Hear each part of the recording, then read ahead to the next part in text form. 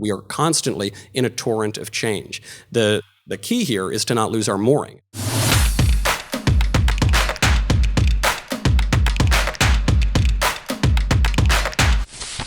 I noticed this originally in Judaism. I think over the past, since the beginning of Judaism, we have increasingly become more progressive, more open to women's rights, and all the issues such as like gender, racism, all of that kind of stuff has become more of a topic in Orthodox Judaism nowadays.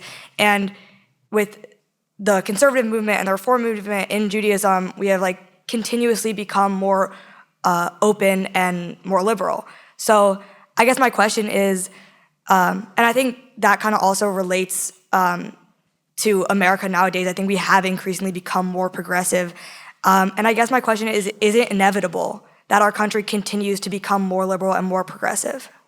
It's funny you mention Judaism as the example here, because I actually find anti-racism in the Old Testament. I mean, I find it in the case of Ruth, right, who's not a Jew, but then she's accepted in, and your nation will be my nation, and your God will be my God. I think a lot of modern liberals want to claim that everything good and wonderful that's ever come into the world sprang out of their own unfettered intellect 2 days ago, but actually, our forefathers might have known a thing or two. It does seem that the country is sliding into liberalism, and yet, there are these moments where things turn around. We were told before the 2016 election, 99% chance that the left-wing candidate was going to win, and then that didn't happen. People said no. Now, if you're asking, will time just stop? Will we remain exactly as we were in the 13th century or in the 5th century? No, that's not going to happen. That has never happened. Fashions have changed. Tastes have changed. That will always go on. If you leave a fence, a freshly painted fence, a white fence out in the field, and you come back 3 months later, it's not going to be a white fence. It's going to have stuff on it. It's going to change. We are constantly in a torrent of change. The key here is to not lose our mooring. It's to not lose what we believe in, the things that actually matter to us. And I think the United States has actually done a pretty good job of this. And when the United States has veered into kind of radical leftism, we've pulled it back. I mean, you saw this. There was a self-avowed socialist who was supposed to sweep the country and clear the nomination of a major party, and it didn't happen.